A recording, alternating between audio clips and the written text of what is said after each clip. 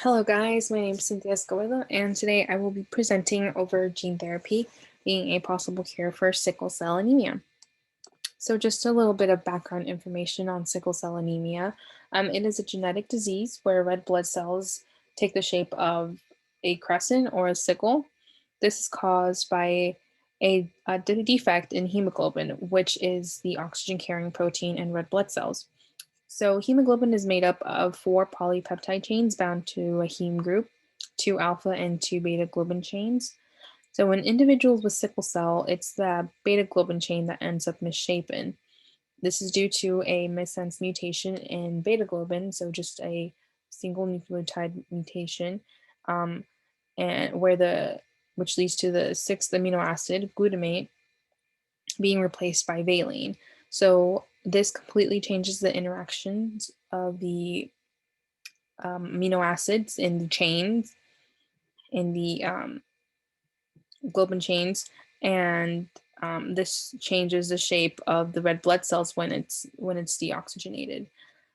So these sickle cell red blood cells will begin to polymerize because their cell membrane is so fragile, and this leads to the individuals being anemic.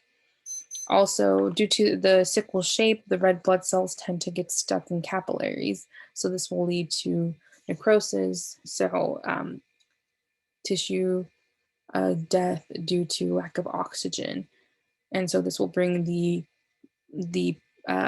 individuals with a lot of pain and sharp pain in their organs. So sickle cell is an autosomal recessive disease. Therefore, a mutation in both copies of the beta globin gene is needed to inherit this disease. So there have been treatments for sickle cell, such as blood transfusions and different pharmaceutical drugs, such as hydroxyurea, which treats sickle cell by inducing bone marrow to make more fetal hemoglobin. However, many of these treatments only reduce the symptoms and provide temporary cures.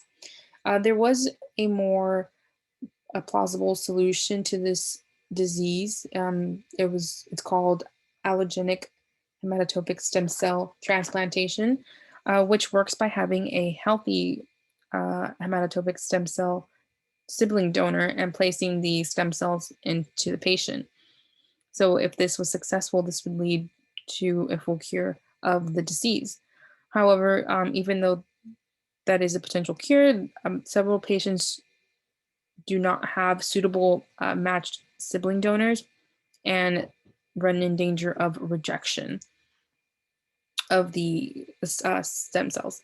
So, this is why this procedure is not commonly preferred. Therefore, new approaches have been made to improve upon bone marrow transplant to find a more permanent and reliable solution.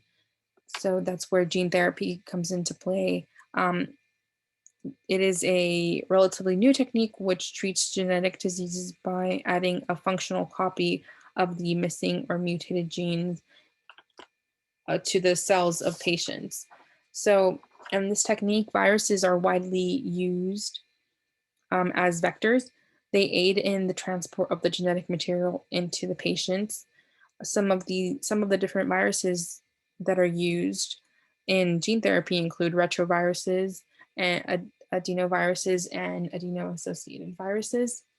So specifically, gene therapy in sickle cell patients could aim to add a normal beta globin gene to the hematopoietic stem cells to allow new red blood cells to be made. So ultimately, how gene therapy works in sickle cell patients is the hematopoietic stem cells are removed from the bone marrow of the patient.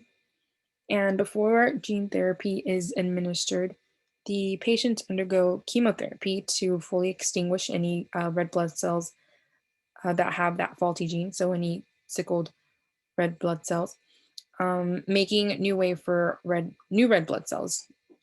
The hematopoietic stem cells are then corrected through an ex vivo approach. This includes the hematopoietic stem cells being exposed to the viral vector that has been rid of all its harmful genetic components, and the therapeutic genes are placed in the viral vector. Some of these viruses that have been used in this technique are the human immunodeficiency virus, so HIV. Now, the way that hematopoietic stem cells are corrected is by placing the mutated beta globin gene, replacing the mutated beta globin gene with a corrected beta globin gene. Not only that, but the new beta globin gene that has altered amino acid that give it a more stronger resemblance to gamma globin. So gamma globin is a fetal hemoglobin, which is used to treat sickle cell anemia, as I mentioned before. So gamma globin is very effective because it has anti-sickling properties due to the charged amino acids found on its chain. So once these cells have been completely altered, and the new genetic material have been placed inside of them, they are then placed back into the patient through an intravenous infusion and ultimately begin to produce healthy red blood cells. So there's still a lot of research going on with this technique, but it has been used in several clinical trials and has been very effective and is a possible cure and new approach to treating this deadly disease. So here are some of the sources, and thank you guys for listening.